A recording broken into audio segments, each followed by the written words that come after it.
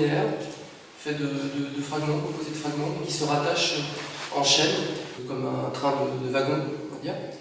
Et c'est dans la tête d'un utopiste, on pourrait dire à l'heure actuelle d'un complotiste, un humaniste utopiste, et qui cherche à retrouver un espoir alors que ce qu'on nous tend comme modèle s'attendrait à des modèles plutôt totalitaires. Et il se demande, en observant les choses autour de lui, comment inverser le processus, ou du moins le freiner, comment rencontrer d'autres gens, les mêler à son utopie, et toujours dans l'espoir d'un au-delà meilleur, et de passer les barrières des limites qui nous sont imposées. Alors, je vais te poser quelques questions. Ouais. Donc, tu es né dans la région parisienne. Oui, à Saint-Denis, oui. Ouais, en Seine-Saint-Denis. Ben non, mais c'est pas rien, Basile des Rois. Je trouvais que ces scènes qui sont décrites sont inspirées vraiment du paysage urbain qu'on peut rencontrer dans les banlieues. Et d'un autre côté, il y a ce paradoxe, cette personnalité que tu as en toi, c'est que tu es à la fois quelqu'un vraiment bien ancré dans le monde d'aujourd'hui, et en même temps avec une histoire familiale qui est reliée vraiment à l'histoire des Gaules. Voilà, qui était historien des Gaules, Camille Julien, qui est le premier à s'être intéressé en fait, à l'histoire des Gaules. C'est le premier archéologue qui a fait les fouilles d'Alésia, par exemple. En même temps, avec une histoire familiale qui est reliée vraiment à l'histoire des Gaules, avec ton rencontre. Voilà, qui était historien des Gaules, Camille Julien, qui est le premier à s'être intéressé en fait, à l'histoire des Gaules. C'est le premier archéologue qui a fait les fouilles d'Alésia, par exemple, et voilà, qui était du Collège de France et de l'Académie française. Et du coup, c'est vrai que je suis très attaché à l'histoire des Gaules, et par Saint-Denis également, qui est quand même le lieu de la Basilique des Rois. Je suis attaché à l'histoire de France, tout à fait. Ouais. Et le livre se termine avec quelques mots. Il y aura bientôt de nouveau un roi. Donc, c'est toi. Et toi, on peut te qualifier comme un anarchiste de droite. C'est quoi un anarchiste de droite? Alors, oui. Non, c'est intéressant. Oui, alors. Oui, non, c'est un terme. Oui, c'est une façon. C'est un gimmick, c'est un peu un terme de. Non, disons, quelqu'un de peut-être non conventionnel. Et disons que je ne goûte pas le politiquement correct et je m'inscris plutôt contre. Voilà, c'est en ce sens-là. Voilà. C'est à peine politique comme terme en fait.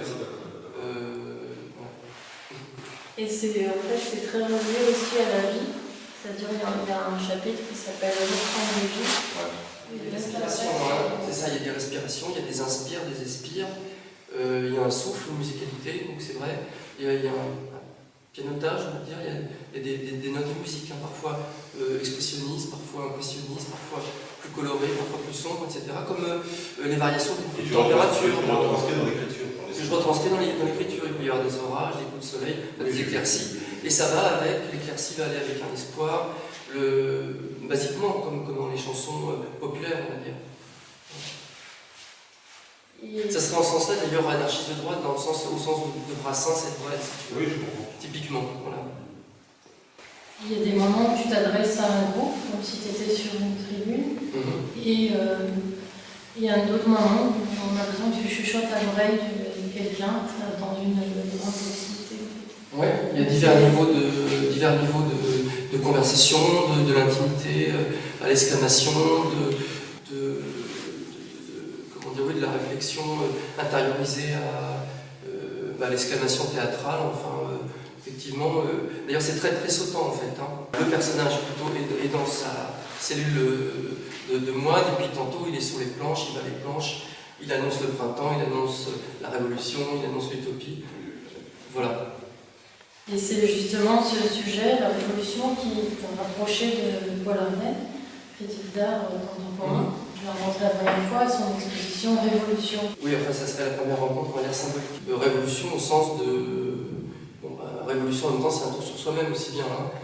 Mais disons qu'en fait, quand on emploie le terme révolution, en fait on pense à un lendemain meilleur. Moi je dirais plutôt une évolution. Généralement j'emploie plutôt le terme évolution.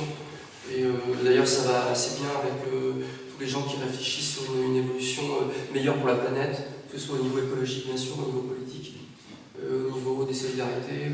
Donc en fait ça peut vouloir dire tout et son contraire.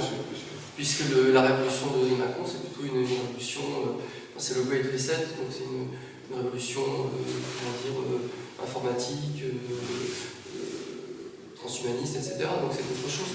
Oui, parce que alors Paul Ardenne est un critique d'art et historien d'art, en fait, qui a inventé le terme, l'expression, le concept art contextuel. Art en contexte de manifestation.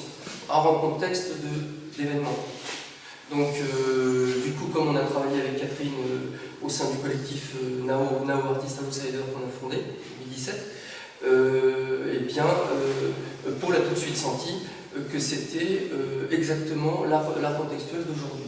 Il l'a signifié en ce sens lors, par exemple, des 2 ans de Now et sur notre chaîne de Now Artist Outsider. Entrée.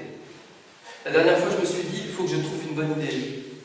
Mettez-vous en place, musiciens, cœur dans les poitrines, battez la mesure, passez par-dessus tous les genres de peur. C'est ce que je tente d'expliquer. Le miracle d'instant en instant, une démarche de courage, l'exigence d'une vie. Est-ce un groupe, un individu, une existence? Est-ce agréable? Demande quelqu'un, quelqu'une. Parce qu'ils n'ont que leurs lois, bouts de papier derrière lesquels ils s'abritent. Camouflage d'hommes sans fierté. Je suis comme je suis. Nous sommes comme nous sommes. Pour le prodige, pour la politique de la liberté. Leurs gouttes de salive étaient de l'acide qui trouait nos cœurs trop tendres comme des buvards. Ils ruinaient toutes nos qualités. Tout est maintenant devenu insensible à la racine. Tout est propre à l'intérieur, mais tout est mort, donc à refaire. S'il vous plaît, demandes-tu, ramène-moi aux jours anciens.